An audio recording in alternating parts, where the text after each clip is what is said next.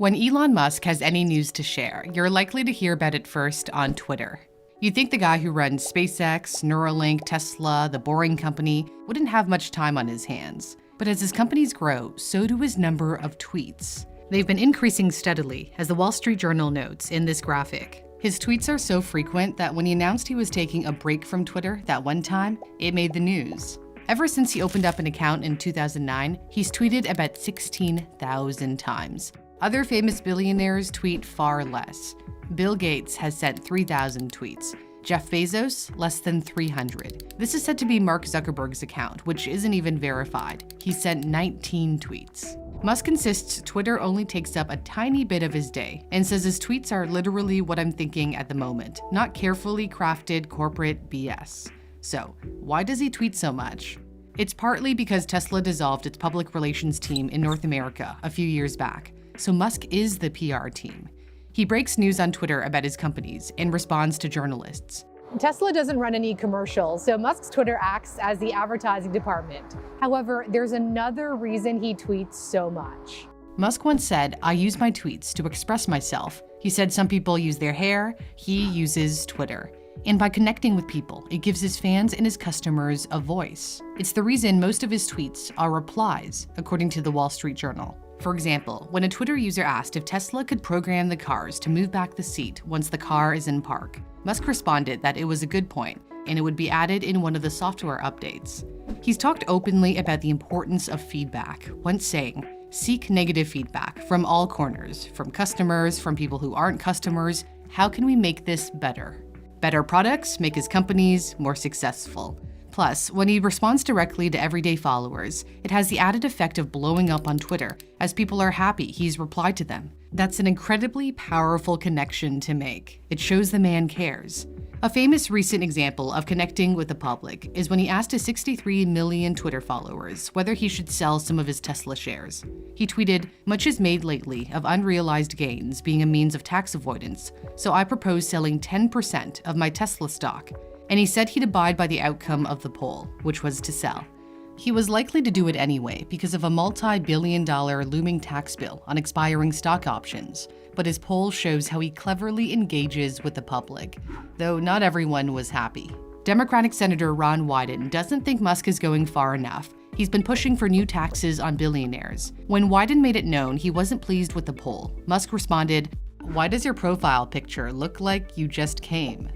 Musk has been known to be casual and sometimes crude with his comments, and depending on whose side you're on, you either love it or hate it. Like the time he tweeted Jeff Bezos can't get it up to orbit, in reference to Bezos' rocket company Blue Origin. Bezos has repeatedly been the victim of his trolling. When the Amazon founder tweeted about how others thought the online retailer would bomb in the early days, but proved its doubters wrong, Musk replied with an emoji of a silver medal, implying he was in first place. His reply, by the way, got more likes than Bezos' original tweet. Musk has said he thinks he's funny and admits that his humor gets his companies free publicity. He said, "If we are entertaining people, they, as in the media, would write stories about us, and we don't have to spend on advertising, which would reduce the price of our cars." According to Social Blade, a website that tracks social media stats, his social media grade is A++. He even has more followers than some leading automotive companies combined. His influence can be seen by how he literally moves markets with the rise and fall of 280 characters. Like when he sent the price of Tesla stock up 10% when he said he was thinking about taking the company private and that funding was already in place. The SEC charged him with fraud as the transaction was still uncertain and ordered his future tweets to be pre-approved by company lawyers. The commission then took issue with his tweet that Tesla's stock price is too high, in my opinion. That very day, Tesla's stock price closed 10% lower than the day before. His influence can also be seen by how he moves the crypto market. When he said Tesla would no longer accept Bitcoin as payment due to the heavy energy use of Bitcoin mining, the price of the cryptocurrency dropped around 15%. And when he clarified that Tesla would eventually allow Bitcoin transactions if environmental concerns are addressed, the price shot up 10%. Same thing happened with Dogecoin. He sent it up 30% in May after tweeting he was working with developers to make it more efficient.